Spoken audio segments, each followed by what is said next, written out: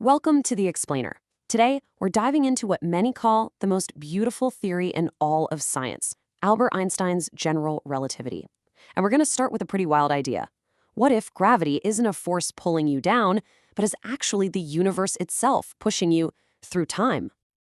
To really get our heads around that, we kind of have to throw out our most basic instincts.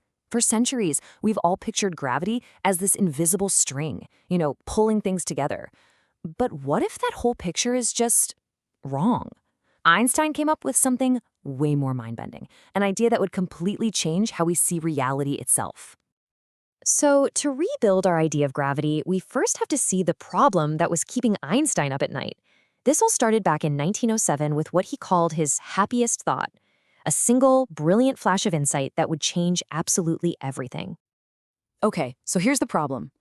At the time, you had two titans of physics that just couldn't get along. On one hand, you had Isaac Newton's theory of gravity, which said its pull was instantaneous. The sun vanishes and bam, Earth instantly flies off into space. But that totally contradicted Einstein's own theory of special relativity, which set a universal speed limit, the speed of light. Nothing can go faster. They couldn't both be right. Something had to give. So this is where Einstein's happiest thought comes in. He imagined a person in a completely sealed box, like an elevator. First, let's say it's on Earth. You drop a ball, and of course, it falls to the floor. Easy enough. But now, let's put that same elevator in the total emptiness of deep space and fire rockets so it accelerates up. You drop the ball again. From your perspective, what happens? The floor rushes up and meets the ball. It looks and feels exactly the same as falling. And that was the revelation. Inside that box, there is no experiment you could possibly do to tell the difference between gravity and acceleration. This amazing insight has a name: the equivalence principle.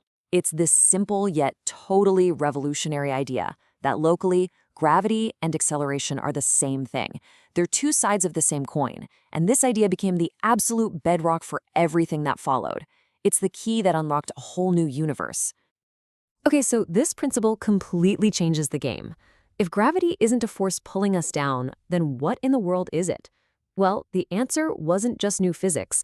It was a completely new picture of reality itself. Einstein's big leap was realizing this wasn't really a problem of physics. It was a problem of geometry. He proposed that massive objects don't create a force.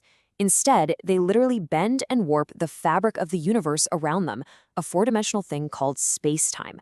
So what we feel as gravity is just us moving along the straightest possible path through a curved universe. The Earth isn't being pulled by the sun's gravity. It's just following a straight line through space that the sun has bent. The physicist John Archibald Wheeler summed up this entire cosmic dance perfectly with this one sentence: space-time tells matter how to move. Matter tells space-time how to curve. It's this beautiful, endless feedback loop. The stuff in the universe shapes the universe's geometry, and that geometry then tells all the stuff how to get around. And this whole relationship is described by Einstein's famous field equations. Now look, the math is famously complicated, but the core idea behind it is just stunningly simple. On one side of the equal sign, you basically have the geometry of space-time, all its curves and warps. And on the other side, you have all the matter and energy within it. The equation is just saying these two things are linked. The shape of the universe is a direct consequence of what's inside it. But hey, a beautiful theory is just a nice story if you can't prove it, right? And general relativity made some truly wild predictions. If Einstein was correct, the universe had to be a much stranger place than we ever thought, but in ways we could actually go out and measure. I mean, the theory predicted some really bizarre stuff that just didn't exist in the old Newtonian world. It said that heavy objects could literally slow down time, that gravity could bend the path of a beam of light, and that planets don't orbit in perfect ovals, but that their orbits should slowly shift over time. And bam, right out of the gate, the theory solved a mystery that had stumped astronomers for decades. See, there was this tiny, weird wobble in the orbit of Mercury that Newton's laws just couldn't explain. But when Einstein ran the numbers with his new equations, they predicted the exact amount of wobble, down to the decimal point. It was the first incredible proof that he was onto something huge. And this isn't just some abstract cosmic thing. You are literally using general relativity every single day. The clocks on our GPS satellites are orbiting up where Earth's gravity is weaker. Because of that, their clocks actually tick a tiny fraction of a second faster than our clocks down here. If the GPS system didn't constantly correct for that tiny difference, your phone's map would be off by several miles every single day. So once the theory was proven, scientists started to see what happens when you push its predictions to the absolute limit. And this is where the universe of general relativity gets really, really weird. Stranger than anyone, even Einstein, could have imagined. The theory predicts that if you can cram enough matter into a tiny enough space, you can bend spacetime so severely that it essentially rips a hole in the universe.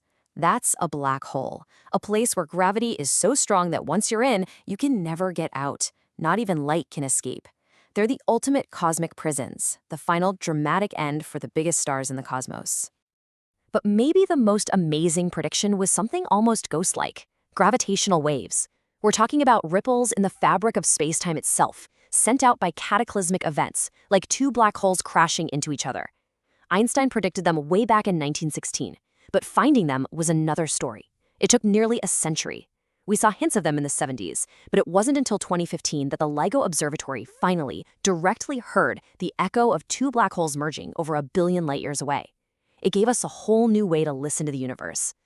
General relativity is an absolute masterpiece. It perfectly describes the universe of stars and galaxies, but here's the thing. It completely breaks down when you try to apply it to the tiny, bizarre world of quantum mechanics. So the biggest challenge in physics today, the next great puzzle, is figuring out how to unite these two theories. How do we find a single theory of everything that describes both the very large and the very small? What strange new reality will that theory uncover? Well, perhaps that's a story for another explainer.